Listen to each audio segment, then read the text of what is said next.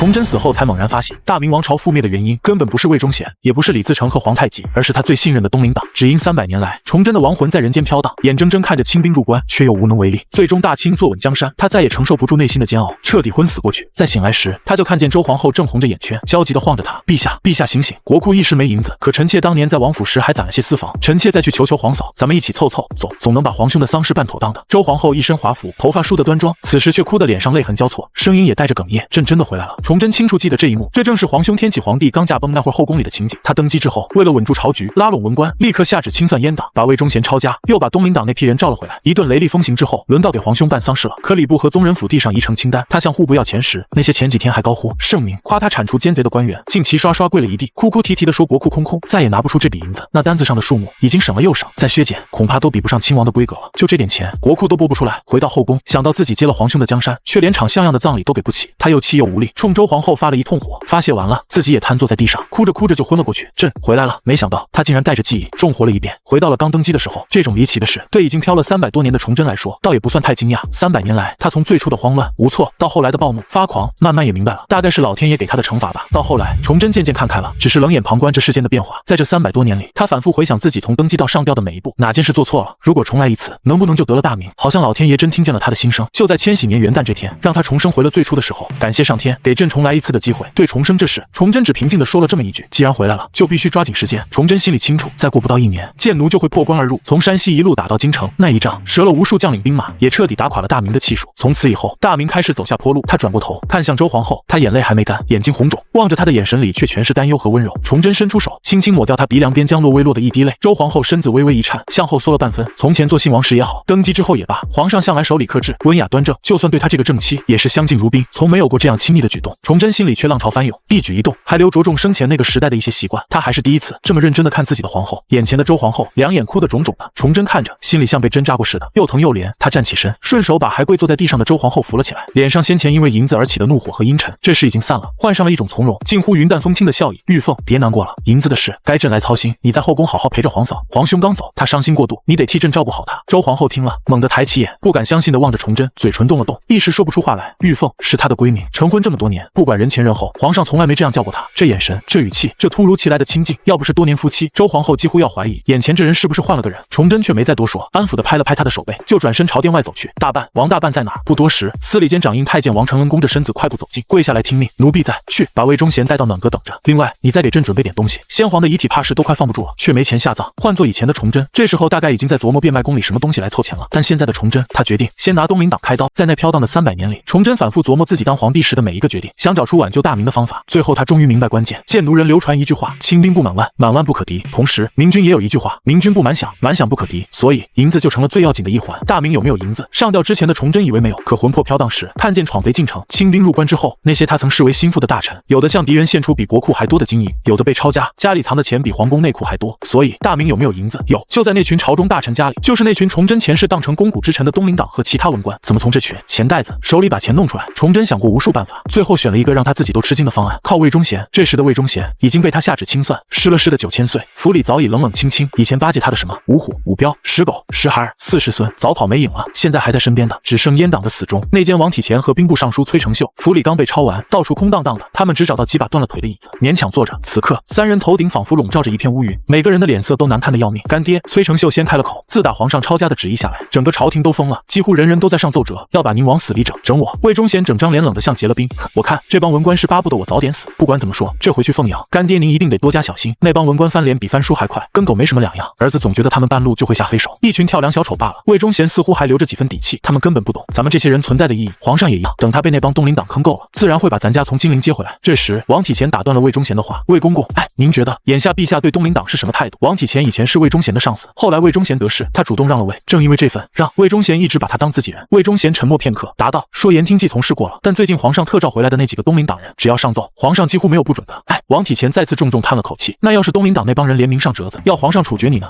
魏忠贤和崔成秀同时倒吸一口凉气。王体乾这话像一记警钟敲在两人心头。自从被抄家，魏忠贤早已失势，没了任何庇护，而他手上可沾过不少东林党人的血。东林党里恨他入骨的大有人在。如果这时候他们联名上奏，而皇上又一时冲动准了奏折，那以后皇上就算吃了亏，想起他魏忠贤的好也晚了。人死了，可就什么都没了，得活下去。这是三人心里同时冒出的念头。可曾经横行天启朝的阉党，如今只剩下他们三个， 2个太监，1个兵部尚书，这点人还能翻起什么浪？咱们的命如今就攥在皇上手里了。魏忠贤第一个冷静下来，低声道：“2位，无论如何都得想办法进宫，哪怕拼死也得见皇上一面。咱家是没法子了。魏公公，你有什么主意？不妨直说。皇上从小只被当作藩王养大，没人真正教过他为君之道。”魏忠贤顿了顿，继续道：“咱家若能进宫，就要当面跟皇上讲明白，先皇用咱们是为了制衡朝臣，把咱们推到台前，跟文官周旋。要是皇上把咱们赶尽杀绝，任由文官做大，最后吃苦的只能是他自己。干爹，理是这么个理。”崔成秀急道：“可眼下您要怎么才能进宫面圣啊？”这句话问出来，魏忠贤像被戳破的皮球，顿时泄了气。是啊，圣旨已下，命他去凤阳守灵。这时候还想进宫，难如登天。就在3人一筹莫展之际，门外忽然跑进来一个小太监，气喘吁吁地喊道：“魏公公，魏公公，皇爷召您去暖阁见驾。”这么快就来了？魏忠贤呼吸一滞，随即缓缓吐出口气，伸手整了整身上皱巴巴的旧袍子，稳住声音问：“可知皇爷因何事召见？”不知。小太监摇头：“皇爷今晚从坤宁宫出来，就命王大办急着召您去暖阁，您快些吧，千万别让皇爷等急了。”听了这话，魏忠贤心里更没底了。召见却不透半点风声，就算是要赐死，好歹也给句明白话吧。宫里规矩他懂，像赐白绫、毒酒这类事，多少会有点风声露出来。干爹，这是好事啊！刚才咱们不还想着要进宫？崔成秀压低声音道。魏忠贤眉头却锁得更紧，刚才确实心心念念想进宫，可现在真被召见了，他反而忐忑起来。皇上到底想干什么？心思急转，魏忠贤一咬牙，左右不过是个死，那就赌最后一把。他知道这次面圣，姿态必须放得够低够惨，一把扯开发簪，任由头发披散，又从地上抓了把灰土，在脸上脖梗处抹了抹，最后将衣袍扯得更凌乱些，收拾停当。他跟着小太监一路来到暖阁外，魏忠贤定了定神，深吸一口气，这才低头弯腰跨进暖阁门槛。一进门，立刻俯身跪倒，额头触地，高声唱道：“老奴魏忠贤拜见皇爷。”这次面圣恐怕真能决定他的生死。多年关海沉浮让魏忠贤明白，越是紧要关头，越不能慌。此刻他虽跪在地上，脑中却已闪过无数种可能以及对应的说辞，可崇祯却久久没有出声。魏忠贤伏在地上，只听见指尖一下敲在桌案上的轻响，每一声都像敲在他心尖上。他悄悄抬了抬眼，用余光向上瞟，座上那位年轻的天子神色平静，看不出是喜是怒。半晌，崇祯才抬了抬手，侍立在一旁的王承恩会意，端着一只木托盘，稳步走到魏忠贤面前。暖阁里静得压抑，连呼吸声都清晰可闻。魏忠贤直起些身子，目光落向托盘，只一眼，他眼前发黑，浑身力气像被瞬间抽空。托盘里放着一只小碟，盛着些白色粉末，旁边还有一只酒杯，杯中液体浑浊发褐，砒霜鸩酒。魏忠贤脑子里轰地一响，皇上终究还是要杀我。崇祯依旧沉默，可这无声的举动已将他所有想说的话都堵了回去。崇祯，你这昏君，竟连句整话都不给，就要送咱家上路。魏忠贤在心里暗骂：罢了，似你这般昏聩之主，就算活下来，咱家也不屑侍奉。一时间，老泪涌上眼眶，眼前仿佛浮现出天启皇帝朱由校的音容笑貌。先皇啊，老奴想您了。最终，他咬紧牙关，带着哽咽嘶声喊出一句：先皇，老奴随您去了。说罢，他抓起那杯酒，仰头一饮而尽，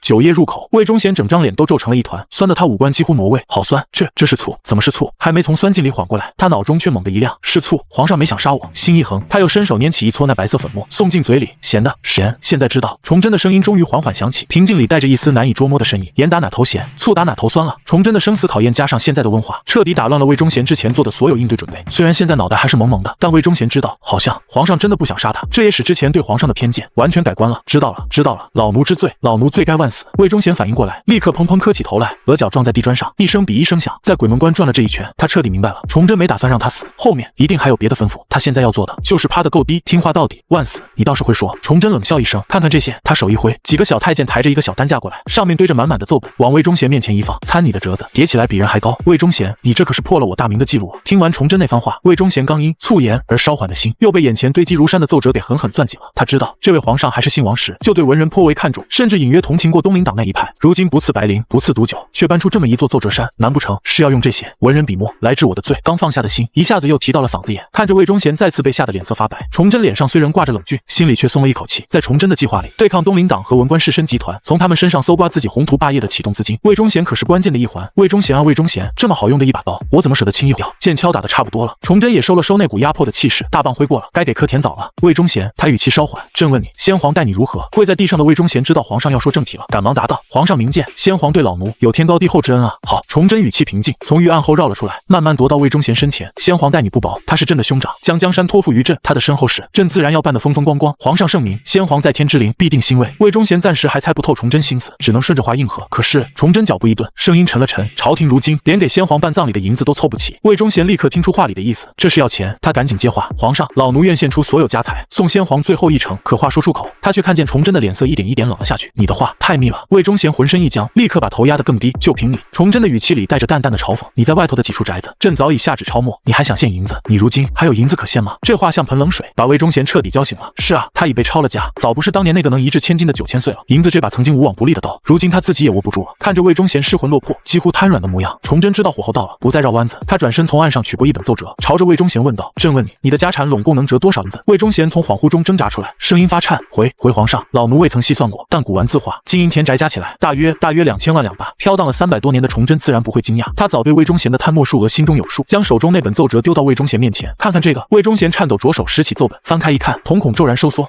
，500万两。他控制不住的惊呼出声，看明白了。崇祯语带讥讽，魏忠贤堂堂9000岁，把持朝政，迫害忠良，在我大明几乎一手遮天，结果抄家一算，只贪了500万两。魏忠贤正被这离谱的数字惊得心头翻涌，听到崇祯这句话，猛然间全明白了，他立刻扑倒在地，重重叩首，老奴愿为陛下揪出这群吞没赃银、欺君罔上的蠹虫，定将银子一分不少献于陛下。你能想到这一层，说明还没糊涂到家。崇祯转身对王承恩吩咐，大办，调一对东厂番子给他。王承恩躬身应下，魏忠贤，朕给你个差事。崇祯走回御案后坐下，办好了，往后自有你的位置，办不好，你照旧去金陵守灵，但能不能活着走到，就看你的造化了。魏忠贤立刻磕头，陛下隆恩，老奴拼上性命也定将差事办好。他此刻心里跟明镜似的，面前就2条路，办成了，或许还能留在皇帝手下；办不成，所谓发配金陵，不过是句好听的话，半路上自己就得意外没命。你带着东厂的人，不必做别的。崇祯语气平静，只按参与抄家的官员名单，挨家秘密查探他们府上的底细。现在是亥时刚过，寅时之前，若还不能把结果送到朕面前，你就直接收拾铺盖，上路去金陵吧。魏忠贤猛地抬头，老奴领旨，定不负陛下所托。说罢，他匆匆起身，几乎小跑着退出了暖阁。陛下，王承恩刚想开口，崇祯便抬手止住了他。朕知道你要说什么，用魏忠贤，朝堂上必然非议四起。但是他顿了顿，声音沉了几分。方才你也听见了，他亲口说2000万两，报上来却只剩500万，这差的已经不只是1500万两银子的事，而是我大明朝堂里里外外蛀虫已到了不清理不行的地步。说完，崇祯不再多言，闭目靠在椅上，静待寅时。魏忠贤一出暖阁，心中感叹，还以为崇祯不知道他们这帮阉党的真正用处，这倒好了，不需要多言。魏忠贤还是被安排在了适合他的位置，攥着王承恩给的条子就往东厂狂奔。这是崇祯安排的第一个差事，无论如何也要把事办漂亮了。此刻时间就是命，到了东厂，大门紧闭，他也顾不得了，手脚并用，咣咣砸门。开门的值守番子见是失事的魏忠贤，张嘴就要骂人，却被他一把将条子拍在脸上，把里头当值的猴崽子全给杂家叫起来。立刻东厂顿时灯火通明，一片忙乱。时间在急促的脚步和低语中飞快流逝，眼看寅时将到，魏忠贤终于理完最后一份卷宗，气喘吁吁地赶回暖阁，跪倒在地，将东西高高捧起。崇祯接过，一页页翻看，上面列着6个官员的名字，每人都附有家财估算、藏银地点的大致记载。他边看边默算，眉头却渐渐蹙起，只有800万两。魏忠贤额上冷汗密布，他本以为查出800万两已不算少，皇上应该会满意，谁知崇祯竟真一笔笔对着之前1500万两的缺口算账。如果放在先皇朱由校身上，别说800万两了，只要能查出贪墨，哪怕只有100万两，也够朱由校欢喜好一阵了。这朱由检怎么这么不好糊弄？知道崇祯皇帝是铁了心刨根问底了。魏忠贤发完牢骚，顿时心里有些打鼓。陛下容禀，他声音发颤，这些贪官抄没之后，多半会拿银子打点同党，稳固关系，剩余700万两，恐怕已散了出去。求陛下再宽限些时日，老奴定能查个水落石出。不必了，崇祯打断他，皇兄等不起，朕也等不起。魏忠贤心一沉，这可是800万两，还满足不了崇祯吗？难道自己终究还是难逃一死？却见崇祯拿起案上裁纸刀，将整本卷宗拆开，抽出其中3份，先递了2份给魏忠贤，明日早朝你先动这2个。最后这一人，他指尖在第3份上点了点，是情形在动手。魏忠贤愣住，一时没反应过来。崇祯看着他，语气里听不出情绪，这差事你办得不差，但也算不上好。明日朝堂上你若机灵，朕或许真会留你。魏忠贤耳边回荡着这句话，捧着那2份卷宗，缓缓退出了暖阁。崇祯将剩余几页纸收进一旁柜中，望向窗外渐淡的夜色，等不了慢慢查了。文官这潭水得从里头搅开，先动2个，让他们互相撕咬，共出同党。这帮自命清流的正人君子，如今就是他筹银子最现成的金袋子。魏忠贤退出暖阁，长长舒出一口气，看来以往对付朱由校的办法，放在崇祯身上并不奏效。这位新君总给魏忠贤一种无法掌控的感觉，他能感觉到前几日罢免自己、发配凤阳这些决定都是出自崇祯的真心。从之前的罢免发配，到现在驱使自己对抗大臣，能在这么短的时间之内跳出原有的思维定式，这是17岁的少年天子能做出来的。更何况这个天子身边无时无刻的围绕着恨自己不死的东林党和文官集团。在这种环境下，崇祯居然来了个180度大转弯，这得需要何等缜密的心思和城府。越想魏忠贤越觉得不寒而栗，伸出手摸了摸后颈，哪里已经布满了一片鸡皮疙瘩。虽然这一晚上被吓得几度魂飞魄散，可命总算保住了，也不必即刻离京去呢。有去无回的凤阳，看来以后和崇祯打交道不能像朱由校那样随意了，话一定要在肚子里多绕几圈再出来。拖着疲惫的身子，满含心事的魏忠贤回到宫外私宅。往日车马营门，宾客络绎的魏府，此时门户破败，门上糊满了干涸的黄泥、臭鸡蛋和烂菜叶。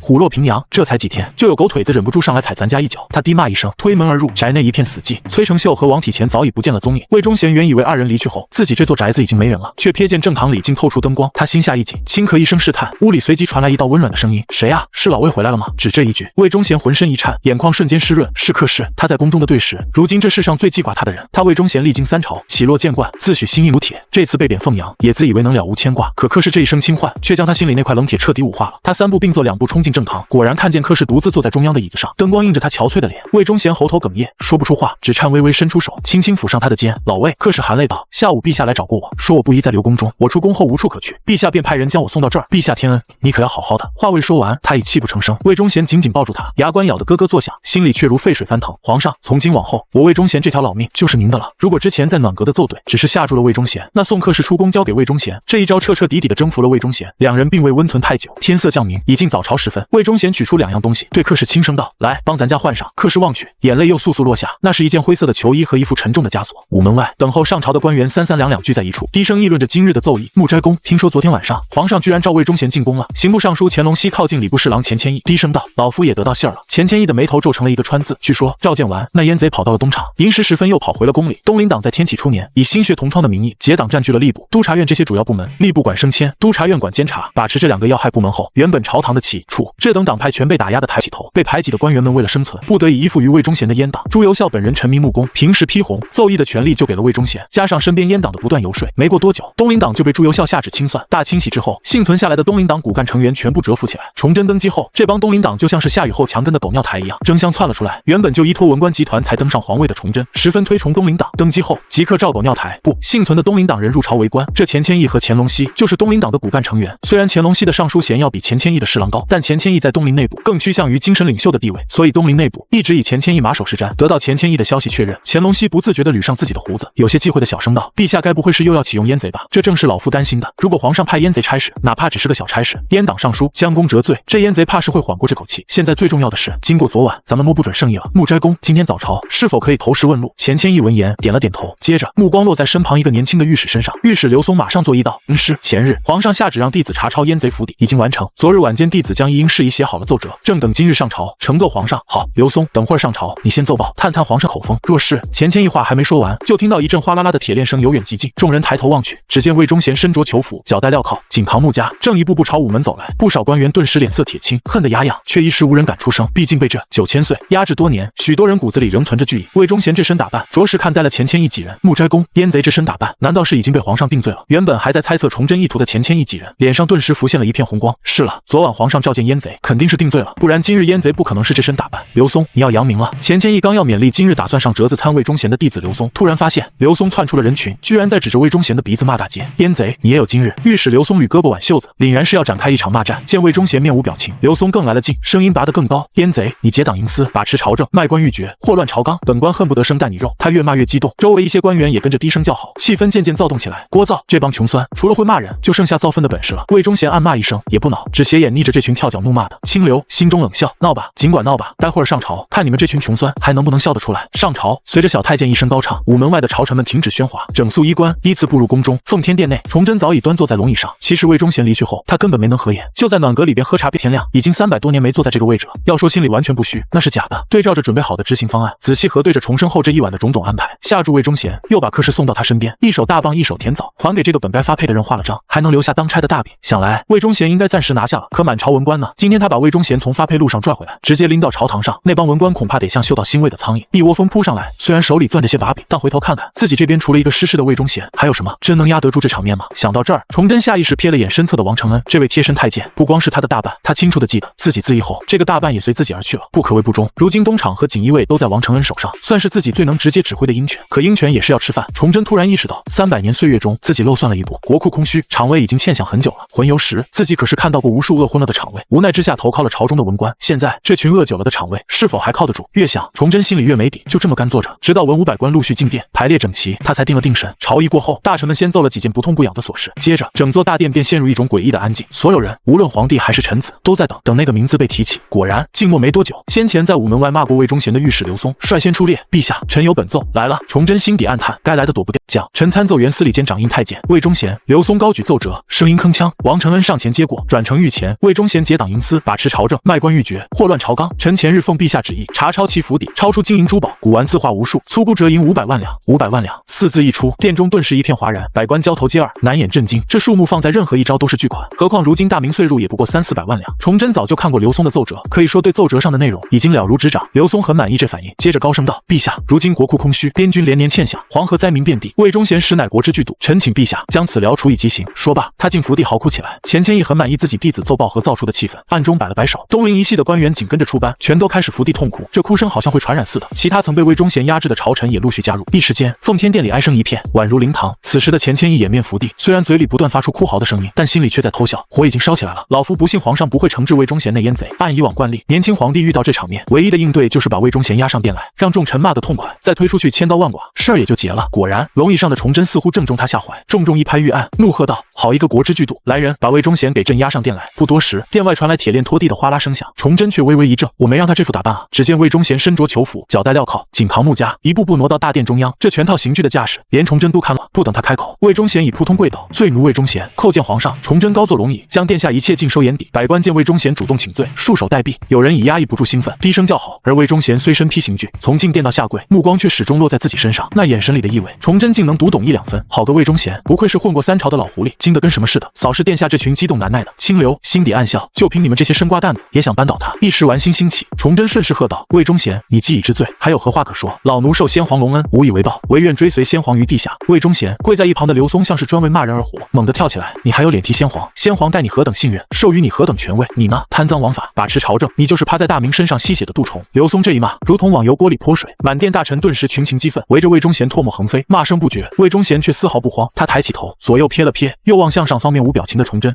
是时候了，老奴愿献出这些年来所贪墨的全部银两，送先皇最后一程。”刘松立刻抢白：“现银，你贪的银子早已超没入库，如今边军等饷，灾民待朕，哪一样不比先皇葬礼要紧？哪一样不比先皇急需银子？”殿内又是一片嗡嗡附和之声，不少人已在暗中交换眼色。龙椅上的崇祯嘴角微扬：“边军欠饷，灾民待朕，说得好听，只怕这银子拨下去，9成得进了你们这些文官的腰包。就连眼下这嗡嗡声，怕也是在琢磨怎么分赃吧。”这时，魏忠贤忽然嘴角一扯，竟不等崇祯叫起，自己缓缓站了起来。他提高声音，一字字道：“不对吧？老奴怎么记得我的家财总计该有2000多万两？若是这个数，边军发饷，灾民赈济，再加上风风光光送先皇一程，应当绰绰有余才对。”话音落下，奉天殿内霎时鸦雀无声，竟得能听见针掉在地上的声音。多少？2000多万两！百官被这个数字惊得下巴都快掉了。紧接着，所有人的目光齐刷刷射向了御史刘松。没记错的话，刘松可是超没魏忠贤家产的主事官员之一，而他刚才上报的数目是多少来着？500万两。此刻的刘松整个人都僵住了，他还维持着刚才指着魏忠贤大骂的姿势，右手高举，眼睛瞪得滚圆，嘴巴张着，现在却一个字也吐不出来。魏忠贤，你休要血口喷人！一声怒喝，刑部侍郎张志出列，指着魏忠贤厉声道：“你的几处私宅查抄出的赃银赃物分明只有500万两，哪来的2000万两？超没魏忠贤家产是由督察院和刑部牵头。”刘松与张志正是被推到台前具体操办的两人。眼看刘松被噎住，张志不得不站出来喝止：“要是真坐实了魏忠贤家产有2000万两，上头的大人物会怎样还不好说，但他们俩的人头肯定是保不住了。明明就是2000万两，你俩非说是500万，那多出来的1500万，难不成被你俩吞了？”魏忠贤毫不示弱，反唇相讥，他这话就像吹响了开战的号角。刘松和张志瞬间红了眼，立刻扯开嗓子反击。殿上众人起初还像看戏似的瞧着3人争吵，但坐在高处的崇祯却看得清楚，人群里有几个官员已经开始交头接耳，暗中声。很快，更多的官员从旁观者变成了参与者，几乎全下场和魏忠贤对骂起来。奉天殿里顿时吵得像菜市场。这魏忠贤还真不简单，崇祯暗自感叹，被这么多朝臣围攻，他居然还能应对得游刃有余，不愧是混过3朝的老狐狸。大殿里炒作一团，钱谦益作为东林党的精神领袖，政治嗅觉是绝对敏锐，他率先察觉出不对劲儿。这魏忠贤明显就是在设计圈套，他知道这会儿朝廷缺银子，奔着超出银子的数额不放，不管500万还是2000万，这是绝对不能深究。一旦深究，必然引来厂卫彻查。不用想，只要彻查，肯定能查出点什么来。看穿魏忠贤计策的钱谦益，马上从人群中搜寻，直到看见同样看自己的乾隆熙，隐晦的使了个眼色后，乾隆熙迅速出班，跪倒道：“启禀陛下，魏忠贤血口喷人，污蔑张侍郎与刘御史，分明是想搅乱朝堂，开脱死罪，请陛下即刻下旨，将魏忠贤处以极刑。”崇祯嘴角微不可察的扬了扬，这帮东林党果然是党争的好手，知道这是不能深究，立刻跳出魏忠贤设下的圈套，把谁搅浑，逼崇祯当场处死魏忠贤。只要魏忠贤一死，500万还是2000万的糊涂账，也就再没人追究。就算日后皇帝想翻旧账，人已死无对证，也只能吃个哑巴亏。真是好算计啊！崇祯心里冷笑，他当然知道乾隆熙正是刘松、张志背后的靠山之一，而这个名字也是他交代魏忠贤看情况再动的第3个人。狗东西！崇祯一拍玉案，指着魏忠贤怒斥：“你罪责难逃，还敢污蔑朕的2位爱卿！”陛下，魏忠贤伏地叩首：“老奴家产却有2000万两，老奴敢以性命担保，就是这2人借查抄之便贪没了老奴的家财。”说完，他竟然从颈后木架的缝隙里抽出一沓卷宗，高高举起：“老奴已暗中查过，有卷宗为证，朕不看这脏东西。”崇祯厉声道：“你把持朝政这么多年，什么假文书造不出来？”陛下，魏忠贤嚎哭起来：“老奴所言句句属实，时间仓促，老奴只查到刘、张2人各贪了150万两，陛下只要派人去他们府上搜一搜，定能搜出。”魏忠贤，你好大的胆子！乾隆熙再次站出来，转向崇祯道：“皇上岂能凭一个最换的一面之词，就去搜查朝廷大员的府邸？朝廷颜面何存？他这分明是在戏弄陛下。”崇祯沉默了片刻，才缓缓看向魏忠贤：“魏忠贤，朕难道能无缘无故去抄大臣的家？”跪在下面的魏忠贤立刻听懂了弦外之音，崇祯需要一个由头。人老成精的他马上接口：“陛下，若是搜出银子，国库便便能多出300万两进项。若是搜不出，老奴如今戴罪之身，身无长物，愿以这项上人头向陛下请罪。好，就这么办。魏忠贤话音刚落，崇祯几乎立刻接上了话，根本没给百官反应的时间。王大办，派人去2位爱卿府上看看，快！一切都太快了。乾隆熙、刘松、张志3人脑子还在盘算怎么反驳，怎么逼皇帝杀魏忠贤。可等他们反应过来，王承恩已经吩咐完锦衣卫，这会儿锦衣卫都快走出大殿了，看着3个猪队友没有则清楚自个，反而引火烧身，把刘松、张志2人都交代出去了。钱谦益气的都快拍断大腿了，陛下，陛下不可啊！刘松、张志2人终于回过神来，哭喊着扑跪在地。没人比他们更清楚，一旦场卫进府，看见那些不该看的东西，他们的下场会有多惨。陛下，您是95之尊，岂能如此儿戏？乾隆熙也急忙跪倒，还想抓住最后一丝机会，逼崇祯收回成命。崇祯垂眼看着他，朕也是没法子，国库缺钱啊，为人君者岂能因几两银子就去查抄大臣府邸？几两银子？崇祯注视着乾隆熙，慢慢道：“那可是300万两。好啊，你说不该查抄，魏忠贤那狗东西为这300万两押上了自己的命。钱爱卿，你既然愿为刘、张2位作保，你是打算出这300万两，还是也想把自己的命押上？”话音落下，大殿里一片死寂，几乎所有人心里都在大喊：“陛下，您这是偷换概念！”可谁敢真说出口？乾隆熙额角渗出冷汗，今天的崇祯明显和以往那个能被文官随意拿捏的软蛋皇帝不同，他不仅脑子清醒，手段还又刁又狠。这一计偷换概念，让他怎么接？为保这2人，自己出300万两，只怕银子刚应下，小皇帝下一句就会问：“钱爱卿，你这银子从哪儿来的？那不出银子，用自己的老命做保，别开玩笑了。”刘松、张志是轻是贪，他比谁都清楚，真搜出银子，他的老命还要不要？一片沉默中，百官们忽然意识到一件事：今天的皇上格外难对付，难对付在于他根本不按常理排，前一刻还是御史怒骂阉党，下一刻骂人的御史自己就被抄了家。你想用朝廷颜面、祖宗法度来压他，他压根不吃这套，梗着脖子就问：你掏钱还是掏命？这哪是皇帝，分明是市井泼皮耍无赖。可问题是，在大明，谁耍无赖文官都有办法治，唯独皇上耍无赖。一时之间，众人居然有些手足无措。看着满殿沉默，崇祯又抛出一记重击：魏忠贤，狗东西，你也别在这儿跪着碍眼了，事儿是你举发的，你去给锦衣卫带个路吧。这事直接明牌了。百官心里同时冒出这个念头：今天早朝可能出现的结局，他们之前想过很多种，也许皇上会保持中立，由乾隆熙、钱谦益等人主导禁言，又或者皇上本就打算严惩魏忠贤，借这次朝会给他盖棺定罪。至于魏忠贤的下场，轻则刺白绫，重则千刀万剐，谁也没想到，最终竟来了个180度大转弯。特别是崇祯最后那句话，摆明了就是要对刘松、张志2人下手。更深一层的是，如果魏忠贤真从这2人府里抄出赃银，他甚至可能因为检举有功而将功抵过，逃过一劫。就在百官还在消化这场突变时，伏在地上的刘松、张志哭得快背过气了，嗓子哑得像拉风箱，一边嚎一边喃喃：“不能啊，陛下，不能啊！”魏忠贤已经领命出殿，他俩心里再清楚不过接下来会发生什么。自天启驾崩，崇祯继位以来，新皇帝对文官一向宽容，这反而纵得一些人越发肆无忌惮。他俩在查抄魏忠贤家产时私扣的银子、古玩，甚至没有藏起来的意思，就那么明晃晃摆在府里。如今看来，肆无忌惮的代价就是魏忠贤带人一进府，几乎毫不费力就能坐实他们罪证。废物！一旁的钱谦益盯着3人，心里暗骂：原本自己叫乾隆熙上去，是想拉刘张2人一把，可人没捞出来，反倒把自己搭上了。钱谦益知道，乾隆熙作为刑部尚书，张志的顶头上司，一旦刘张2人事发了，头一个追责的就是乾隆熙，他的屁股干净吗？恐怕今天这一阵，东林党得折损3个人了。此时的乾隆熙也已经呆了，他知道自己和刘张是一条绳上的蚂蚱，看这2人的反应就知道，今天恐怕要完。前几天2人孝敬他的那100万两银票，乾隆熙感觉就像一张催命符似的贴在身上，怎么甩都甩不掉。瞪一眼已经没招了的3人，钱谦益咬咬牙，还是决定亲自上阵，再捞他们一把。皇上明鉴，即便真从刘张2位大人府中搜出银两，也只能说明其家底丰厚。若就此断定是私扣的赃银，未免太过武断。对，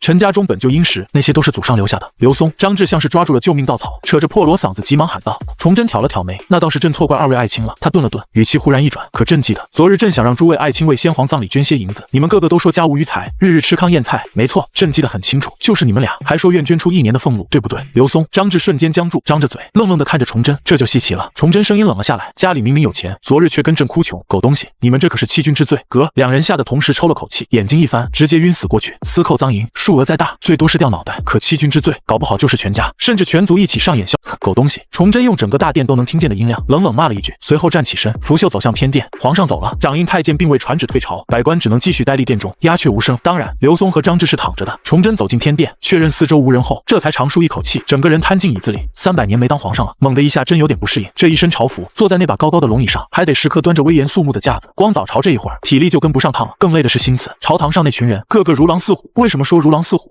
东林党是好人吗？阉党是好人吗？剩下那些有着各自盘算的文官，又有几个是真的忠心为国？说到东林党，崇祯沉默了片刻。今天要收拾的刘松和张志，好像都是东林一系。刚才光顾着抄家搞银子，完全没细查这2人背后的关系网。他心里微微一紧。原本崇祯的计划中，并没有想这么快就对东林动刀子，可毕竟300年前的记忆，只记得当时查抄魏忠贤府邸的是2个小官，完全忘查他们的背景了。东林党这帮文官最爱抱团，今天只动刘松、张志2个，或许不难，可往往你动一个，就会跳出一群来反扑。今天的乾隆熙和钱谦益就是例子，自己只是动了东林党的2个小虾米，没想到这俩大佬居然亲自跳出来搅局了。在东林党之前，大明朝廷也有党争，但东东林党出现之后，党争的激烈程度直接翻了几倍，发展到最后，甚至出现党派利益高于朝廷利益的局面，连皇权都受到威胁。再说，东林党常常以亲日居，可实际做事呢，被骂成空谈误国，不是没有道理的。更有不少江南士绅、富商借着东林党的名头，一边喊着大义，一边盘剥百姓，搞得朝廷和底层越来越脱节。最头疼的是，这帮人个个都站在道德高地上，全是辩论高手。你跟他讲大明律，他跟你摆事实；你跟他摆事实，他跟你扯组织；你跟他论组织，他干脆开始耍无赖。你要是想用更无赖的办法治他，他立马就一哭二闹三上吊，喊冤叫屈，巴不得激怒皇帝挨一顿打才好。如果真要打下去，反而成全了他们直言敢谏、不畏强权的美名。他娘的，真是就怕流氓有文化。崇祯揉了揉额角，看来砍东林党得提前提上日程了。在崇祯原本的计划里，对付东林党这种善于拉帮结伙、煽动舆论的文化流氓，就得用更流氓的手段，直接用刀说话。可现在京城的刀把子并没有彻底掌握在自己手里啊！想到这，崇祯一拳捶在身旁的书案上，不行，得抓兵权了，启奏皇上。就在崇祯皱眉沉思时，殿外忽然传来魏忠贤的声音：“老奴已奉命查探刘张二位大人府邸，特来交旨。”一直守在门边的王承恩见崇祯迟迟没从偏殿出来，便直接高喊道：“奏来！”王承恩的唱和好像是叫人起床的闹钟，倒把昏死过去的刘张二人给唤醒了。二人醒过来，懵懂的看了看大殿，终于回过神，紧接着又扯着破锣嗓子哭嚎：“肃静！”王承恩呵斥出声，两人才安静下来。老奴查探刘张二人府邸，两人府内皆私藏大批金银古玩、玉器珍宝。张志府上折合现银250万两，刘松府上折合现银370万两。魏忠贤奏报完，大殿中出奇的安静。百官心里想，今天的小皇帝不一样，出手刁钻，目的明确，明摆着就是朝这两人下手的。而且小皇帝从以前重视文人，变得开始重视银子了。寂静的大殿里，心里最凉的还是乾隆熙。刚才本着拉两人一把的想法，驳了崇祯一句，结果崇祯直接一个欺君之罪就把自己布的局化解了。更让乾隆熙心凉的是，自己家里可是有这二人孝敬的100万两啊！一旦这二人说出什么不该说的，搞不好自己都会搭在里边。整个大殿充满一种极为诡异的气氛。从魏忠贤对着无人的龙椅躬身奏报，到现在已经瘫软在地的刘张二人，无不彰显着崇祯现在已经要开始制衡朝堂了。是呀，随着木漆大门推开，崇祯缓缓从偏殿中走出来。安静的大殿里，只有崇祯一步步哒哒的脚步声。随着脚步走过来，百官齐刷刷把头压更低了，合共超过600万两。你们二人，朕到底该治个什么罪？听到崇祯低沉的问话，刘张二人一哆嗦，马上跪趴在地，齐声道：“臣有罪，臣私扣赃银，罪该万死，臣罪该万死。”很明显，两人都不傻，这时候绝对不能硬挺着不认罪。要真是被扣上欺君的帽子，那估计马上开始酒足消消乐。好，痛快！崇祯大喝一声，望向魏忠贤问道：“魏忠贤，我大明太祖高皇帝的组织对付贪赃的官员应该怎么着来着？”回皇上的话，太祖高皇帝有言，凡官吏贪赃60两白银以上，包皮炫草之刑。说完，魏忠贤阴恻恻地笑着看向刘张二人，好似在打量将两人包皮宣草拢共需要多少草。两人顿觉浑身充满凉意，马上跪倒在殿上，高呼饶命。看着扑倒在地斯文扫地的两人，东林党的领袖礼部侍郎钱谦益终于坐不住了，出班奏道：“皇上，包皮宣草本就是太祖高皇帝为了澄清当时混乱的朝纲吏治，不得已才定下的酷刑。大明律中也并没有将这酷刑纳入。况且我大明朝均与士大夫共治天下，有刑不上大夫的组织，我朝也并没有不经三司会审直接斩杀大臣的先例。望陛下开恩，将刘松、张志二人先交三司会审定罪。”切！崇祯在心里暗啐了一声，交给三司会审，就凭你们东林党现在在朝堂里的能耐，肯定大事化小，小事化了，最后顶多罚点银子，降职留用结案。钱谦益，这见风使舵的本事，你可真不愧是个大汉奸。崇祯清楚记得大明后期的那段历史，建奴入关，大明逐渐南迁。自打崇祯起，老朱家没有一个孬种。按照与崇祯这支正统血脉的远近，朱家后辈相继建立南明政权，继续抵抗建奴。而钱谦益就是在这时候投降建奴，还以礼部尚书的名义率领百官剃发降清。刘张二人听了钱谦益的话，仿佛抓到救命稻草。刘松高喊：“皇上，大明律没有包皮宣草之刑，刑不上大夫，我朝没有当朝诛杀大臣的先例啊！”张志也高喊：“皇上，为政法纪，请皇上将我二人交由三司定罪。”冷冷地看着下面扑倒高呼的两人，崇祯显然有些不耐烦了。这帮东林党真的是可恶，充分发扬宽于律己、严于待人的方针。先皇天启皇帝的葬礼稍微花点钱就哭腔帝，说耗费明堂；一到自己人贪污这件事上，就说要走流程。你们的意思是要朕遵从我大明列祖列宗的组织，将你二人交由三司处置，废除包皮宣草。皇上圣明！钱谦益和刘张二人齐齐跪倒。可朕还是想坚持太祖高皇帝他老人家的刑法，列祖列宗没有经历朕现在的事，怎么说交由三司就符合组织？皇上，钱谦益奏道：“列祖列宗以宽仁对待臣子，臣子必定会为我大明鞠躬尽瘁。想必列祖列宗遇到今天的事也会开恩的。难办啊！朕以为应该严办。”钱爱卿却说列祖列宗会开恩，这岂不是相悖？不如说着，崇祯看着刘张二人道：“朕派你们两个去找列祖列宗，帮朕问问。”呼，刘张两人明显能看到松了口气，钱谦益也松了口气。他知道皇上的意思是派刘张二人去金陵守陵，算是发配。虽然不能在京城做官了，但好歹保住了一条命。而且金陵那可是东林党的根据地，东林党背后的支持者正是江南金陵一带的富商乡绅，两人去了金陵，倒也不会受什么苦。想到这，二人高呼：“谢主隆恩！”大殿上的众人认为这件事就此结果，也全都松了口气。只是所有人都没注意到，崇祯不经意间朝身边的王承恩使了个颜色，又冲他低语了几句。随后，王承恩快步出了奉天殿。见众人逐渐安静下来，崇祯又道：“魏忠贤。”听到崇祯在叫自己，魏忠贤身躯一震，忙躬身道：“老奴在。你之前的种种所为，朕恨不得将你千刀剐。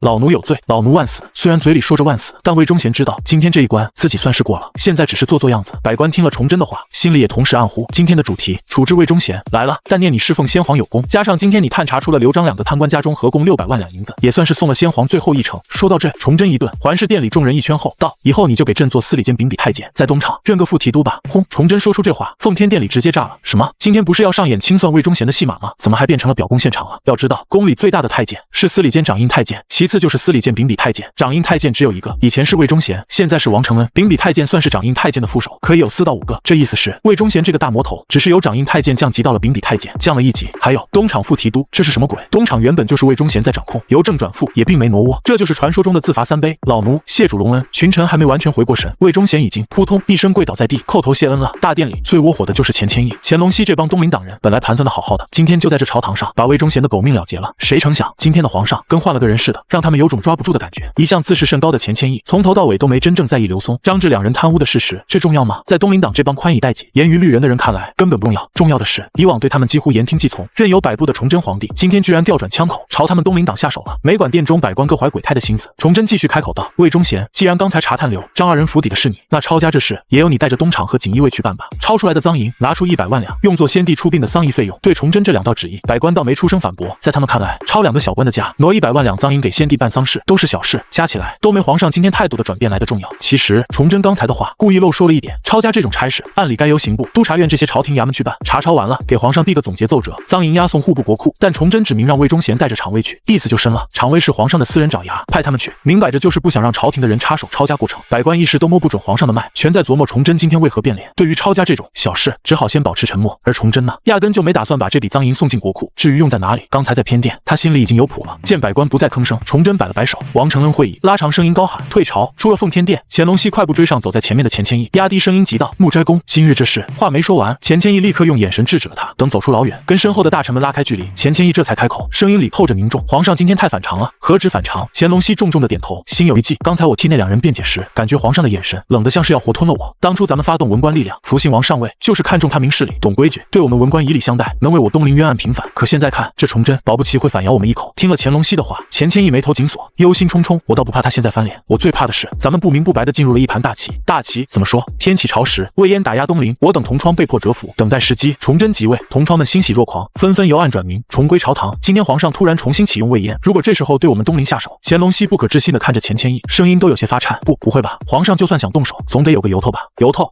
钱谦益苦笑一声，咱们背后站着的江南士绅，就是现成的由头。别忘了，如今大明国库空虚，普天之下最有钱的是哪帮人？经他这一点拨，乾隆熙猛地想到一种可怕的可能：崇祯在登基前完全是在演戏，骗取整个士林的信任，助他登上皇位，等皇位坐稳，再找各种理由榨取士林和士绅阶级积攒了几百年的财富，为他彻底掌权铺路。什么与士大夫共治天下？皇上办你之前你是士大夫，办你之后你就是阶下囚，这根本就是一张空头支票，是崇祯登基前给他们这些人画的大饼。看着乾隆熙瞬间煞白的脸色，钱谦益知道他已想到了，安慰道：“你也不必如此悲观，这只是最坏的打算，走一步看一步吧。即便皇上真要对咱们动手，也不是一时半刻能办成的。”2人交谈间，不知不觉已走到了午门附近。你们干什么？放开本官！放开本官！一阵嘈杂的怒喝和挣扎声突然传来，2人惊愕地望去，只见午门前已挤满了刚刚散朝的百官，而人群的焦点正是刚才朝会上的主角刘松和张志。此刻2人官服已被扒去，五花大绑，几个小太监正拿着麻绳往拼命挣扎的2人脖子上套。住手！脾气火爆的乾隆熙一声暴喝：“大胆阉奴，你们想干什么？皇上方才明明下旨将刘松、张志2人流放金陵，你们竟敢如此作践朝廷命官，是想抗旨不成？”钱大人，好大的官威啊！王承恩操着公鸭嗓，不紧不慢地反驳道：“咱家可不敢抗旨。”他环视一圈围观的百官，提高声音道：“诸位大人可都听清了？方才朝堂之上，皇上下旨是让刘松、张志2人去帮皇上问问列祖列宗，皇上何曾说过发配金陵4个字？”众人一愣，仔细回想，是啊，皇上当时说的确实是去问问列祖列宗，可不发配金陵，怎么个问法？诸位大人不必猜了。王承恩皮笑肉不笑地指了指天，列祖列宗早已仙逝，归了天。要想当面问话，咱家只好亲自送2位大人一程了。说完，他挥了挥手，几个小太监立刻将套好的麻绳收紧，去问问列祖列宗。原来是这个意思，这哪是去问话，这分明是要送他们上吊啊！钱谦益和乾隆熙如遭雷击，呆立当场。他们万万没想到，众人以为的发配，实则是要命。呆阉贼，你以为这还是天启朝吗？容得你们这些宦官随意戕害大臣？乾隆熙再也忍不住，大吼着就要冲上前阻拦。刚刚还在谈论皇上可能翻脸，转眼就见到东林后辈被当众处决。在他看来，这已坐实了崇祯要对东林党下狠手。脖子已被套住的刘松、张志2人听到喊声，看见钱谦益和乾隆熙就在人群外围，如同抓住了救命稻草，嘶声大喊：“恩师，恩师，救命啊！救救学生！”听到这呼喊，本就护短的乾隆熙更是怒发冲冠，钱谦益却是浑身一激灵，背后瞬间冒出冷汗。当初查抄完魏忠贤府邸，这2人可没少往他和乾隆熙府上送银子，拿了银子就得替人消灾。如今东窗事发，以皇上今天这态度，是真要弄死刘、张2人。短时间内，就算发动所有东林同僚，也绝对救不下来。看眼下这情形，若真把2人逼到绝路，保不齐他们会把幕后的自己和乾隆熙也咬出来，到时候一个咬2个，2个咬一串，自己这帮人要是被连锅端了，还谈什么复兴东林？钱谦益不愧是东林领袖，这念头刚起，简直就是心想事成。刘松、张志见麻绳越勒越紧，王承恩已示意一小太监准备把他们往上吊了。绝望之下，张志把心一横，用尽最后力气嘶喊道：“钱大人，您可别忘了我们给您的孝敬啊！”张志这临死一喊，像一盆冰水，把还想救人的乾隆熙浇了个透心凉，瞬间清醒了，自己收过他俩的银子。要是今天这俩人不死，这小辫子就得永远攥在他们手里。如今的崇祯已经不是从前那个好拿捏的软柿子了，留着这样的把柄在别人手上，晚上睡觉都得睁只眼。乾隆熙这边还在盘算，那边的钱谦益却已经抢先开口，厉声呵斥：“庶子，王老夫如此信任，将你们收入门下，竟做出贪墨赃银这等龌龊事，你们与那魏延还有何分别？好好上路，去向列祖列宗忏悔吧！”说完，钱谦益猛地一甩袖子，转身就走。临走前，还不忘朝旁边的乾隆熙使了个眼色。乾隆熙还在琢磨钱谦益这眼色的意思，那边的刘松、张志已经开始嚎丧了。他俩此刻已经明白自己被当成了弃子，呼喊的话再无顾忌：“钱老狗，我们贪墨养肥的可是你，真正的大头全在你手里。”张志也跟着嘶喊：“老狗，我们是贪了300万两，可前后克扣的近1500万两里，你拿的大头就不烫手吗？”听到这两句，乾隆熙立刻明白了刚才钱谦益那眼色的含义，他马上装出怒不可遏的样子，从袖中掏出随身的手帕，刺啦一声撕成2半，揉成团，快步上前，狠狠塞进两人嘴里：“你们两个狗贼，死到临头还不知悔改，竟敢血口喷人，诬陷上官，本官与你们势不两立。”一旁监刑的王承恩并未阻拦，只是挂着坏笑，看着气急败坏的乾隆熙，边骂边死命往两人嘴里塞布团，还不忘阴阳怪气的嘲讽：“钱大人好手段啊，把嘴一堵，他们可就吐不出幕后还有谁了。”做完这一切，乾隆熙脸上毫无尴尬，只是微微发红，抢辩道：“王公公说笑了，这两个贼子满口胡言，污言秽语，若是等会儿再说出什么大不敬的话，岂不是有辱斯文？钱大人不愧是士林领袖，这理由找的真是别致。”王承恩抬头看了看日头，对身边的小太监吩咐：“时辰差不多了，送两位大人上路吧。”刘松、张志嘴被堵住，喊不出声，大耳朵还能听见，知道自己马上就要被吊死在午门。两人拼命挣扎，喉咙里发出呜的闷响，麻绳收紧，身体被吊起，两人只是抽搐了几下，便再无声息。这时，王承恩的公鸭嗓再次响起：“皇爷有旨，此二人这一趟路上大致需4个时辰，4个时辰后将人放下。若能醒过来，必定是带回了列祖列宗的旨意；若醒不过来，想必是触怒了祖宗，届时削去官职，按平民之礼下葬。还4个时辰，就这么一会儿，人估计就已经断气了，还要挂满4个时辰，这给谁看？分明就是在恶心他们这帮文官。”看着已经没了动静的二人，乾隆熙暗暗松了口气，这两个瘟神总算送走了。斯文扫地，礼崩乐坏；斯文扫地，礼崩乐坏啊！众人循声望去，喊话的竟是左都御史杨涟，刘松是御史，张志是刑部侍郎，皆为朝廷亲贵，纵使有罪，也该交由3法司会审，岂能如此不明不白？私自一死，此乃礼崩乐坏，斯文扫地。随着杨涟高声呼喝，他身后的一帮御史言官也跟着鼓噪起来，场面顿时热闹了。乾隆熙起初一愣，这杨涟也是东林骨干，怎么会未留？张二人鸣不平，他敢违背钱谦益的意思，但看到杨涟不断朝自己眨眼睛，乾隆熙瞬间明白了，这是在做戏。为防止留张二人临死攀咬，必须立刻让他们闭嘴，而人死后马上就能拿他们的冤死大做文章，攻讦皇帝，这正是东林党人最擅长的把戏。杨涟岂会真的为那2个死人叫屈？他此刻想的恐怕就是用这2条人命来为难皇上，搅动朝局。想必钱谦益临走时也给杨涟递过眼色了，明白此中关节，乾隆熙立刻跳出来反驳杨涟：“杨大人此言差矣，留张二人贪墨，证据确凿，已被陛下圣裁，何须再经3法司？难道还要给他们留下转圜余地，为他们开脱不成？”乾隆熙，你休要站着说话不腰疼，不经审理直接处决大臣，有损皇上圣德，此乃关乎国体之大事，你又待如何？有了逗哏，有了捧哏，一场活像群口相声的大戏就在午门外拉开了帷幕。起初只是东林党人分作2派，相互攻讦，后来周围看热闹的百官一想，皇上不经审理就能随意处置大臣，这要是开了头，以后岂不是人人自危？看热闹的永远不嫌事大，除非火烧到自己身上。于是越来越多的官员加入辩论，午门外顿时吵作一团，乱哄哄如同集市。整个过程只有王承恩抱着胳膊，冷眼旁观，嘴角挂着一丝讥诮。这个从小陪着崇祯长大的老太监，无论在王府还是皇宫，见过的政治斗争太多了。乾隆熙和杨涟那点花花肠子，岂能瞒过他的眼睛？两人看似吵得激烈，可句句不提要害。你杨涟为何不提留？张临死前喊的，谁拿了大头？你乾隆熙为何不提杨涟为侵犯辩护，以属抗旨欺君？乾隆熙、杨涟不过是一丘之貉，分明就是想把这潭水搅浑，最后把祸水引到皇爷身上。一帮子狗官，王承恩心里暗骂：要不是皇爷早有交代，单凭这一条，咱家就得想法子活剐了你们。好啦好啦，诸位大人别吵了。王承恩看火候差不多了，尖着嗓子打断：诸位大人就是吵破了天，也无济于事。皇爷此刻就在奉天殿呢，不如诸位一同去殿前，请皇爷评评这个。对，咱们去找皇上。不知是谁在人群里喊了一嗓子，随即众官员像是找到了主心骨，纷纷掉头，浩浩荡荡地朝着奉天殿方向涌去。一群狗官，王承恩又骂了一句，拉过身边一个小太监，压低声音吩咐：快去锦衣卫衙门，让他们立刻点1队人马，速到奉天殿前候着，把那儿给咱家围起来。所有大臣一个都不准放走，更不准他们与外面通半点消息。看着小太监领命跑远，王承恩脸上终于浮现出一抹计谋得逞的坏笑。奉天殿内散朝后的崇祯并未闲着，贴身大办王承恩去午门送人了，他便召来当值的小太监，命他火速去传唤2个人进宫觐见。方正化、李若莲，你2人一定要速速前来。崇祯望着殿外，低声自语：朕能不能握住这京城里的刀把子，可就看你俩的了。方正化，司礼监秉笔太监，兼着御马监的差事，同时还是东厂的大当头。他是宫里少数真正会武功能带兵的宦官，甚至有说法他是笑傲江湖、李东方不败的原型。李自成打破北京城时，他带着侍卫抵抗到最后一刻，杀了数十人后殉国。李若莲，崇祯年间的武进士出身，现任锦衣卫指挥使。北京城破时，李若莲愤然自杀殉国。这2人在厂卫系统里都身居要职，最关键的是，他们对崇祯的忠诚毋庸置疑，想要快速掌控京城的兵权，把把场卫和金银同时抓在手里，非这二人不可。方正化接到见驾的口谕时，正在核对东厂这个月的开支账目，在他心里总觉得这位新登基的皇上对场卫好像有种天然的不信任。登基后火速撤了魏忠贤的厂公之位，换上了王承恩。王承恩也是老宦官了，为人还算和气，可每次方正化去找他要银子给东厂发饷，王承恩永远就那2个字：没钱。起初方正化还以为王承恩甚至皇上在故意为难他，后来派人悄悄打听才知道，如今的朝廷不管是国库还是皇上的内堂，早就空空如也，银吃卯粮了。其实这情况也不是1天2天了，魏忠贤当厂公那会儿，东厂和锦衣卫就有好几年没足额领过饷，倒不是魏忠贤贪了，实在是天启皇帝也拿不出钱。魏忠贤明白，想让马儿跑，得让马儿吃草的道理，各种拆东墙补西墙，挪用火耗银，延税离京，尽量让厂卫能发下一部分的饷银，好歹不让大伙饿死。可崇祯爷一上台，撤了魏忠贤，厂卫的饷银就彻底断了流，1文钱都没再发过。这次皇上突然召见，方正化一咬牙下了决心，厂卫欠饷这事，拼了命也得跟皇爷提一提，哪怕像以前那样只发一部分的，下面的人也能勉强维持。怀着忐忑的心情，他赶到暖阁，却发现锦衣卫指挥使李若莲也在外头候着，心里顿时咯噔一下。他俩一个是东厂实际管事的，一个是锦衣卫的头。厂卫虽说是一家，可皇上同时召见2个部门的头头，这情况可不多见。不多时，2人一前一后跪倒在暖阁里。崇祯也没绕弯子，开门见山就问方正化，眼下东厂和锦衣卫人员的饷银发放情况如何？听到这话，方正化先是一愣，随即鼻子一酸，眼眶瞬间就热了。皇爷啊，奴婢正想跟您说这个。他早有准备，立刻从袖中掏出一卷册子，双手呈上。皇爷明鉴，厂卫已有3个月分文未发，即便是饷银减半发放，也断断续续快2年了。崇祯眉头紧锁，接过册子迅速翻看起来，只见上面一行行记录着：魏忠贤拆借盐离银，为东厂补发2月欠饷之半；为锦衣卫补发1月欠饷；魏忠贤挪借3月火耗银，为厂卫补发2月欠饷之半；魏忠贤调用库银，为厂卫补发5月欠饷之半。一直翻到末页，一行刺目的红字映入眼帘：截止目前，东厂、锦衣卫已欠饷整3月。崇祯盯着这行字，沉默了许久，最后长长叹了口气，怪不得后世都说朕当初急吼吼的杀了魏忠贤，是加速了大明的灭亡。就拿眼前这事来说，若是从前那个自己，恐怕根本不会在意厂卫有没有饷银，就算厂卫有人冒死上奏，大概也只会用国库空虚，内堂无钱搪塞过去。那时的自己哪里懂得长期欠饷会让这些爪牙彻底废掉，最终酿成什么后果？合上册子，崇祯的目光转向李若莲。李若莲，你们锦衣卫专司侦缉消息，你来说说经营的情况又如何？厂卫没想是因为内堂没钱，经营的饷银由国库拨发，总该比厂卫强些吧？被这么一问，李若莲嘴唇动了动，一副欲言又止的模样，有话直说。李若莲把心一横，咬牙道：皇爷有所不知，经营已经欠饷5个月了。什么？崇祯大惊，朕看过户部奏报，上个月不是刚拨过饷银？既然开了口，李若莲索性不再隐瞒。皇爷，按以往的惯例，户部批了饷银，银子并不会立刻拨到兵部，通常要在户部内部周转一圈，先填了别的窟窿，等那边挪腾出来，再从别处拆借出银子，这才能到兵部。而且兵部拿到银子，往往也会先挪作他用，等下次拆借到位，才能真正发到经营。这么几次拆借倒手，少则拖上几个月，多则1年半载。就算银子最后到了经营，那些将军、校尉、齐总层层盘剥克扣，最后能落到普通兵卒手里的，10成里能有3成就不错了。崇祯越听，胸中怒火越是翻腾。拆借、挪用、克扣，历朝历代都有，可如今是什么时候？闯贼和贱奴都快打到眼皮底下了，还这么玩？大明现在就像一辆快要散架的破车，吱吱嘎嘎的勉强往前挪，前面哪怕有颗小石子，都可能让它彻底垮掉。都到了这步田地，还在搞这些把戏。就在崇祯几乎压不住怒火时，王承恩轻手轻脚的进了暖阁，绕到他身边，压低声音禀报：皇爷，差事办妥了，那群大臣都在奉天殿前聚着呢，老奴已吩咐锦衣卫把人围住了，一个没让走。听完禀报，崇祯闭上眼，深吸了几口气，强行压下翻涌的怒意。他知道是时候动手了。传旨，方正化暂领东厂一应事务，凡在京厂卫人员无紧急差事者，即刻前往北镇抚司教场集结。说完，转头问王承恩：魏忠贤那边抄家进行的如何？回皇爷，魏忠贤方才递了话过来，说已超出150余万两现银。崇祯深吸一口气，脸色沉静的有些吓人，告诉魏忠贤，先押解50万两到北镇抚司教场，其余银两全部收入内堂，最后留100万两交给国库。什么？王承恩、方正化、李若莲3人几乎同时抬头，震惊的望向崇祯，动作这么大，看这意思，皇上是要用抄来的银子给厂卫发饷了，可剩下的全收进内堂，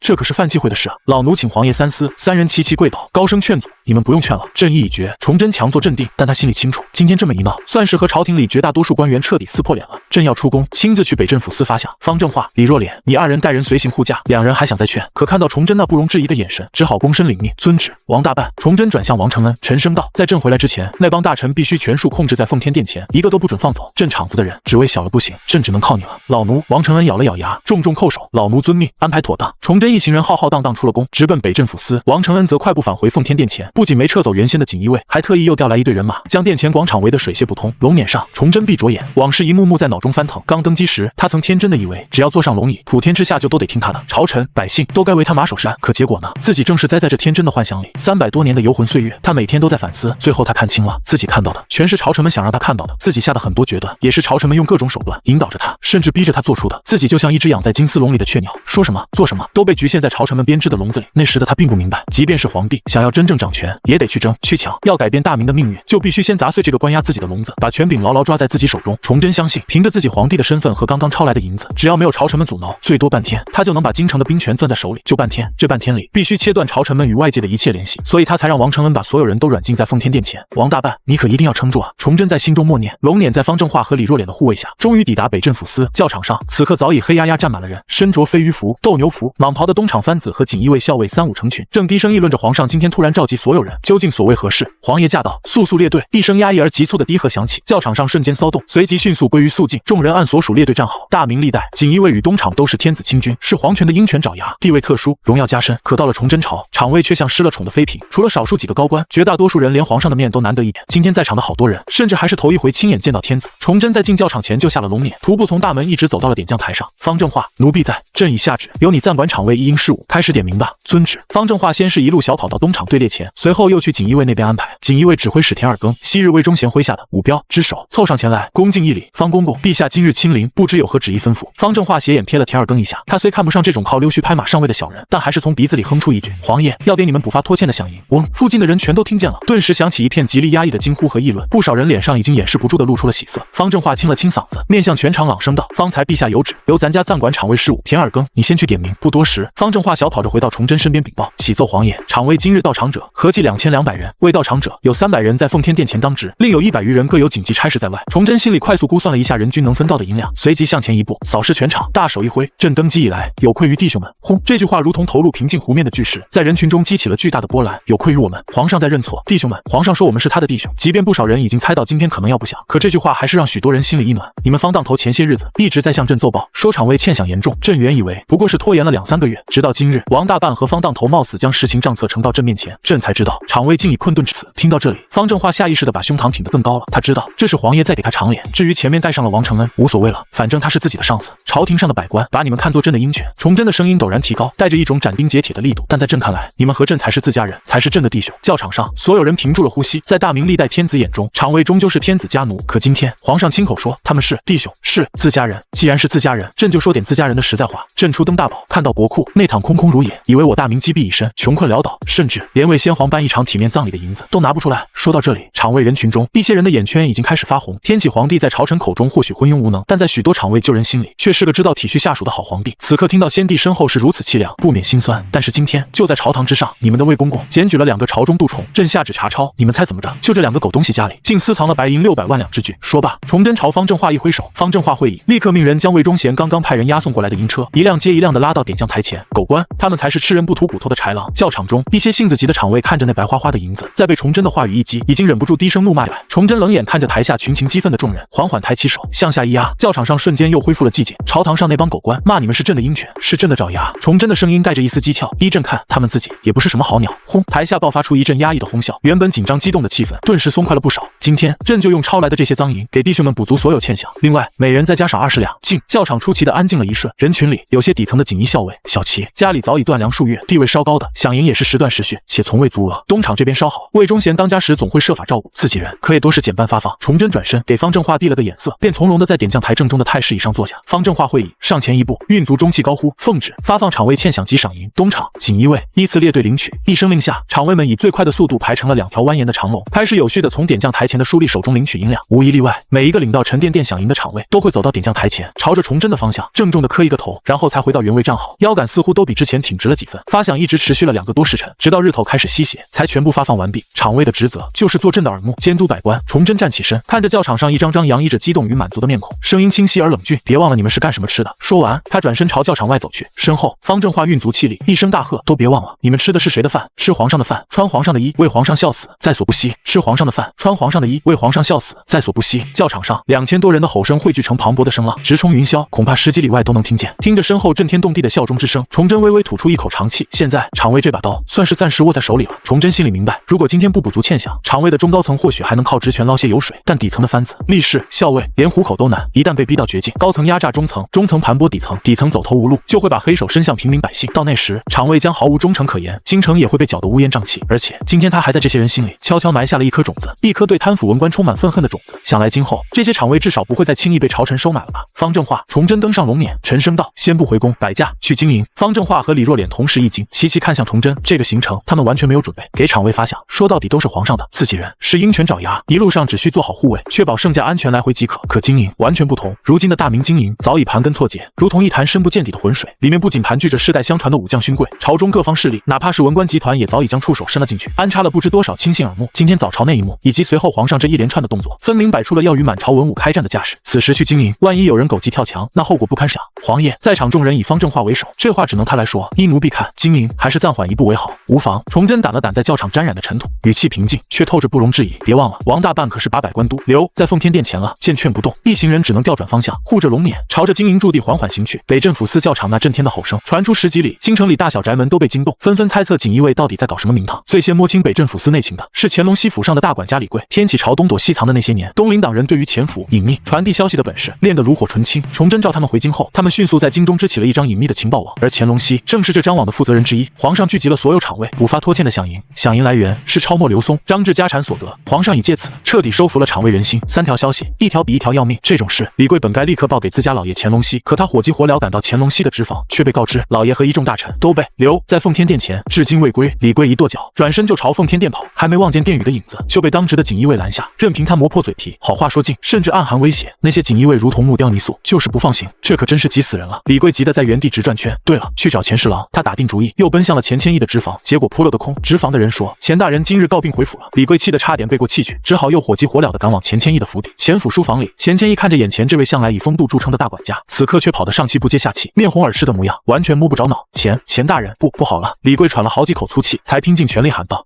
皇上去了北镇抚司教场，给厂卫补发了饷银，用的就是刘张二位大人府上抄出来的银子。皇上他现在已经彻底把厂卫抓在手里了。啪嗒，钱谦益手中的茶盏滑落在地，摔得粉碎。此刻他全明白了，为什么皇上要把所有朝臣都聚在奉天殿前，为什么王承恩要派锦衣卫围着，这是在打时间差，是要彻底封锁朝臣与外界的消息渠道。如果自己当时不是演戏离开午门，又恰好假装气急告病回府，此刻恐怕也正和乾隆西他们一样，在奉天殿前跪着呢。哎呀，糟了！钱谦益也瞬间慌了神，在书房里焦躁的来回踱步。东林党多年的潜伏经验，让他们建立起了一套严密的层级沟通体系。钱谦益、乾隆西这等领袖为上层，对刘松、张志、杨涟等中层发号施令，中层在指挥更下层的具体人员，严禁越级联系。这样层层把控的好处是，即便某一层的人被捕，也难以牵连其他层级，但坏处也同样明显。一旦某个层级全部失联，整个情报和行动网络就会瞬间瘫痪。眼下正是如此，东林党的中坚力量全被困在奉天殿，外面只剩他钱谦益一人，可他权限受限，无法直接指挥下层人员，无论是想半路截杀崇祯，还是想立刻组织大规模联名弹劾，都无从下手。钱谦益咬咬牙，下了决心：李贵，当年咱们扣下的那块腰牌，你还带在身上吗？回钱大人，一直贴身收着。李贵说着，从怀里掏出一块锦衣卫的腰牌。钱谦益快步走到书桌前，笔走龙蛇，飞快写好一封密信：我要你带着这块腰牌，想办法混进宫里去，不管你用什么法子，务必把这封信亲手交到你家老爷上。午门外，小太监吴展恶狠狠地盯着眼前这群想要进宫的各府下人，心里早已叫苦不迭。这帮人从衣着就能看出，全是里面那些大人们府里的管事、长随之类的。起初接到干爹王承恩的吩咐，只是让拦着几个想进宫报信的人，吴展还以为是个轻松差事，可眼看着人越聚越多，从3、3、2、2到10几20，再到眼前黑压压一片，怕是有50、60号人了。而且这些人看他的眼神，个个贼眉鼠眼，蠢蠢欲动，仿佛随时要硬闯。终于有4个胆大的刺头，趁锦衣卫一时不备，挣脱了阻拦，闷头就往午门里冲。幸亏便桥上当值的大汉将军反应快，二话不说就把4人扭了回来。吴展这下是真压不住火了，尖着嗓子下令：给咱家打断他们的腿，看谁还敢闯！锦衣卫上前，几下就将那4人的腿骨打折，惨叫声顿时响彻午门。跑啊！接着给咱家跑啊！吴展蹲下身，拍了拍其中一个疼得满地打滚的刺头的脸，随即站起身，扫视全场，声音阴冷：咱家把话撂这儿，今日宫中有要事，不见外人，谁要是再敢往里硬闯，休怪咱家不讲情面，剐了你们的皮！50多号下人顿时噤若寒蝉，只有地上那4个断了腿的还在呻吟。站住！你们是干什么的？吴展又喝住了一对挑着扁担的挑夫，领头的正是李贵，他赶忙上前，脸上堆着笑，将那块锦衣卫腰牌双手奉上。这位公公，小的是来给里头大人们送吃食的，说是奉天殿那边要的，您看这是腰牌。吴展接过腰牌仔细查验，确认无误，他皱了皱眉，对身边的锦衣卫小旗道：你们派几个人跟他把东西送进去，这些挑夫就不必进去了。奉天殿前，大明朝堂几乎所有的官员都乌压压跪了一片，大臣们的外围200多名锦衣卫按刀而立，面无表情地注视着百官，气氛压抑得让人喘过气。之前还在午门外和乾隆西假装争吵的杨涟，此时悄悄挪动身体，靠到了乾隆西身边。乾公，您发觉没有，今天这事儿透着邪乎。乾隆西隐蔽地抬起头，目光快速扫过外围那一圈锦衣卫，随即低下头，压着嗓子低声道：肯定有事。今天来的这些锦衣卫人数不少，可老夫相熟的面孔一个都没见着，反倒瞅见好几个过去结过梁子的。两人心里同时一沉，这是有人故意安排的。元清，元清！听到乾隆西压抑的呼唤，一个30多岁穿着翰林官服的官员悄悄挪了过来，正是他的门生李元清。待会儿你找个由头，就说职房有紧急公务，先离开这儿，出去后立刻去找木斋公，把这儿的情形还有老夫的猜测，原本告诉他，学生明白。李元清低声应下，不多时，他便默默站起身，低着头，脚步尽量放轻，朝着外围挪去。乾隆熙看着弟子逐渐接近殿门边缘，心中默念：但愿是老夫多虑了。李翰林，这是要去哪儿啊？就在李元清快要走出人群时，一名锦衣卫小骑横跨一步，抬手将他拦下。李元清定了定神，尽量平静地答道：方才想起翰林院上有一件紧急公务需即刻处理，本官打算先去处置，稍后再回来聆听圣训。李翰林多虑了。一直在殿前台阶上冷眼旁观的王承恩见这边有人想走，立刻带着2个小太监快步走了过来，脸上挂着看不出情绪的微笑。眼下还有什么事能比面圣更要紧？皇爷此刻正在殿内斟酌诸位大人方才所议之事，依咱家看，李大人还是先把翰林院的事放一放。想来皇爷很快就要召见诸位大人了。李元清受东林党熏陶，对宦官有种天生的反感心念。他原本只是江南一个屡试不第的落地秀才，机缘巧合拜入乾隆熙门下，崇祯起复东林党。他跟着乾隆熙进京，才捞了个翰林院的清贵官职。可以说他没经历过多少真正的磨砺，对官场中那些斗而不破、表面功夫的规矩懂得实在有限。此刻毫不掩饰脸上的厌恶，斜眼睨着王承恩，语带讥讽：本官要去处置公务，你一个阉宦也敢来阻拦？怎么，你想效仿前朝阉宦乱政吗？此话一出，王承恩脸上那层虚假的微笑瞬间僵住，冰消瓦解。就连附近听见这话的官员也都忍不住倒吸一口凉气。官场争斗讲究的是暗流涌动，哪怕背后捅刀子，面上也得维持基本的体面。像李元清这样几乎是指着王承恩的鼻子破口大骂，简直是官场大忌。乾隆熙，王承恩的脸色彻底冷了下来，声音像是从牙缝里挤出来的：管好你的狗！说罢，他冷哼一声，直接转身，头也不回地走回殿前台阶。李元清，你个不知天高地厚的生瓜蛋子！乾隆熙心里暗骂，面上却不得不挤出笑容，朝着王承恩的背影拱手。王公公息怒，您千万息怒，下官这弟子年轻不懂事，冲撞了公公。元清，还不给我跪下！奉天殿前岂容你放肆！这个小插曲最终在王承恩大度的不予追究下，表面算是过去了。虽然李元清没能走出去，但这次试探让乾隆熙彻底确认了一件事：王承恩就是在软禁他们，而且恐怕真有天大的事要发生了。就在乾隆熙心乱如麻，苦思如何探明王承恩真实意图时，一队抬着食盒的锦衣卫来到奉天殿前。这正是之前王承恩吩咐去采买饭食的人。见他们回来，王承恩对百官道：咱家知道诸位大人贵后辛苦，腹中想必已经饿了，特意命人备了些简单饭食，你们几个好生伺候诸位大人用膳。送饭的锦衣卫开始给官员们分发食物，谁也没注意到其中一人正借着递送饭食的机会，不动声色地慢慢靠近乾隆熙。当那人将食盒递到乾隆熙手中时，乾隆熙猛地一怔，压低声音：李贵，你怎么？老爷别说话。来人正是乔装改扮的管家李贵，他动作极快，借着食盒的遮挡，将一封密信迅速塞进乾隆熙袖中。乾隆熙反应也很快，立即借着袍袖掩护，将信纸展开一角，目光如电般扫过。然而一直站在高处扫视全场的王承恩一眼就注意到了乾隆熙这边的异常，尤其是那个举止可疑的锦衣卫。那边怎么回事？你在干什么？王承恩的尖利嗓音骤然响起。李贵闻声下意识回头，正对上王承恩凌厉的目光和迅速围拢过来的几名锦衣卫。电光石火之间，李贵做出了决断，劈手夺回乾隆熙手中尚未看完的信件，团成一团，毫不犹豫地塞进自己嘴里，囫囵吞下。紧接着他做出一个让所有人惊愕的动作，五指成爪，猛地抓向乾隆熙的前胸。刺啦！乾隆熙官袍的前襟被撕开一大片。有刺客，保护诸位大人，拿下他！锦衣卫反应神速，立刻扑上，将李贵死死按倒在地，迅速制服。此时的李贵双目赤红，死死瞪着乾隆熙，状若疯狂地嘶吼：乾隆熙，老贼，我恨不得生啖你肉！老贼，拿命来！混乱只持续了几个呼吸的功夫，等乾隆熙从震惊中回过神来，只看到几名锦衣卫压着李贵远去的背影，而李贵兀自回头，用尽力气对他发出最恶毒咒骂。乾隆熙看着自己最信任、最得力的心腹管家被这样拖走，眼眶瞬间红了。那封信是李贵拼死带来给自己的，在被发现的刹那，为了彻底撇清他乾隆熙的干系，李贵选择了最决绝的方式，吞下这要命的证据。为了让这场刺杀看起来更真实，为了让他乾隆熙能完全置身事外，李贵不惜上演这样一出戏，将他自己的性命彻底推入深渊。被锦衣卫抓住，肯定要进诏狱，那是什么地方？乾隆熙太清楚了。李贵这一曲，他不敢再想下去，直到李贵的背影彻底消失在视线尽头，才死死闭上眼，用尽全身力气，将即将涌出的泪水硬生生逼了回去。再次睁开眼时，他的眼中只剩下一片冰冷的清醒，悲伤被震惊所取代。虽然只是惊鸿一瞥，但以他多年练就的一目十行、走马观碑的本事，信上的关键内容他已牢记在心。崇祯根本不在奉天殿，他去了北镇抚司，用超墨的赃银给厂卫补发饷银，厂卫已被皇上彻底收服。钱谦益说的对，这每一件都是足以翻天覆地的大事。而早晨散朝时，钱谦益那番关于崇祯登基是局大棋，意在将蛰伏的东林党一网打尽的推测，此刻如同惊雷，再次在他耳边轰然炸响。怎么办？事情的发展完全出乎乾隆熙之前的预料，皇上根本没给他们任何反应的时间。上午刚在午门处决了刘松、张志，下午就把所有官员软禁起来，紧接着就去抓兵权。虽然皇上至今的种种举动看起来并非完全针对东林党，但之前钱谦益那番崇祯意在将蛰伏的东林党一网打尽的可怕推测，就像魔咒一样盘踞在乾隆熙心头，让他无法不往最坏的方向去想，必须自保。乾隆熙绞尽脑汁，苦思可以皇上擅自挪用超墨赃银，私养厂卫为名，组织东林同僚联名上书弹劾，或许可行。可他环顾四周，东林党在朝中的骨干几乎全都在奉天殿前跪着呢。众目睽睽之下，如何私下串联，动用东林党在宫外秘密培植的死士，直接刺杀崇祯，再扶植一位年幼或易于控制的宗室登基？这个念头刚冒出来，就被乾隆熙自己否决了。且不说自己此刻被困，根本无法联系宫外东林党培植的死士，就算能联系上，崇祯现在已经掌控了厂卫，戒备必然森严，那些死士恐怕连接近皇上身边的机会都没有。一个又一个方案在脑中闪过，又一个接一个被他自己推翻。最后，乾隆熙的目光重新聚焦到眼前最根本的问题上，出去，所有困境的根源就在于他们这些人被死死困在奉天殿前，动弹不得。心里有了决断，他压低声音，对身旁的杨莲急促地说道：“皇上根本不在宫里，外面肯定出大事了，我们必须立刻出去。你马上带头，制造混乱，就喊着要面见皇上申辩。等所有人都知道皇上不在宫里的消息后，立刻煽动百官往外冲。”另一边，当崇祯一行人抵达金营驻地时，天色已经擦黑，金营大门外只有稀稀拉拉一队士卒在站岗，个个无精打采，队形松垮。等走近了，崇祯一看，顿时火冒三丈，这就是拱卫京师的精营，30多万大军驻扎之地，守备就这副德行。没错，远远看去还能辨认出是士兵，因为他们身上好歹还挂着甲胄的轮廓。可走近了细瞧，这简直是一群叫花子，他们身上的甲胄早已破败不堪，布满污渍和锈迹，缝缝补补，打着补丁的都算体面的了。更有甚者，胳膊或大腿处的甲片早已脱落，枯树皮般的皮肤直接裸露在初冬的寒风里。崇祯气得牙关咬得咯咯作响，金营一直是他心头的一根刺。前世的崇祯初期并未重视武备，导致金营积弊丛生，勋贵文臣相互倾轧掣肘，你不拨足粮饷，我就喝冰血吃空额；你喝冰血吃空额，我就卡你后勤断你补给。双方你来我往，权谋争斗不断，最终将整个金营彻底败坏，直到贱奴寇官，闯贼兵临城下，崇祯才惊觉金营已糜烂至此。虽然后来也曾派李邦华等重臣整顿，却都因阻力重重而半途夭折，直至大明覆亡。后世甚至有人讥讽他的改革是裱糊匠，是的修修补补。李若莲，崇祯双目充血，仿佛要吃人。你来告诉朕，朕的金营就这副德行。见崇祯怒极，李若莲知道金营这块毒疮已到了必须捅破的时候，否则只会继续吸干大明的气血。他急忙回禀皇爷息怒，朝廷拨下的粮饷历来不足额，是以军中吃空额，已成惯例。主官拿到饷银，也必定先紧着自己的亲信不取，这也是不成文的规矩。更有甚者，会以发饷为名，大肆招募私兵，养以自肥。皇爷眼下所见的这些兵卒，依臣看，恐怕都是在营中无人照拂，各方势力都不愿收揽的弃子。他们受军户制约束，必须在此服役，在营中又备受排挤盘剥，故而才落得这般模样。崇祯深吸一口凛冽的寒气，强行压下翻腾的怒火。像这样的兵丁，金营大概有多少？李若莲沉默片刻，低声道：“回皇爷，兵部侧记上，金营在边将士38万，但据臣暗中查访，除去空额，实数不足14万。而这14万里，真正堪战者恐不2万。至于如眼前这般被排挤、衣食无着的，恐在80%以上。80%以上，即便以14万实数计算，那也意味着有超过11万人衣不蔽体，食不果腹。这个数字让崇祯倒吸一口凉气。两世为人的他太清楚了，在这种极端困苦且备受欺凌的环境下，这11万人就是11万颗埋在京城里随时可能被引爆的火药桶。堂堂天子脚下，竟然埋着如此巨大的隐患，不能再犹豫了。金营必须立刻整顿。走！崇祯一抖缰绳，策马向前。营门口那队叫花子兵刚想上前阻拦，李若莲已冷着脸亮出锦衣卫指挥使的腰牌。士兵们见状，纷纷惶恐的躬身退到两旁。进入营地，眼前的景象让崇祯更加触目惊心。偌大的营地，用难民营来形容都算客气了。目之所及，兵卒个个面黄肌瘦，身上的破旧号衣或残甲套在他们干瘦的身躯上，空空荡荡，如同挂在竹竿上。这哪里还有半点金营劲旅的雄壮威武？朕倒要亲眼看看这金营究竟烂到了何等地步。崇祯的声音冷得像冰。去火头营，一行人朝着营中炊烟升起的方向行去。路上偶有上前盘问的兵丁或低级军官，李若莲只需冷着脸亮出腰牌，对方便立刻晋升退开。人群中几个机灵的早已转身，飞跑着去向各自的主官报信了。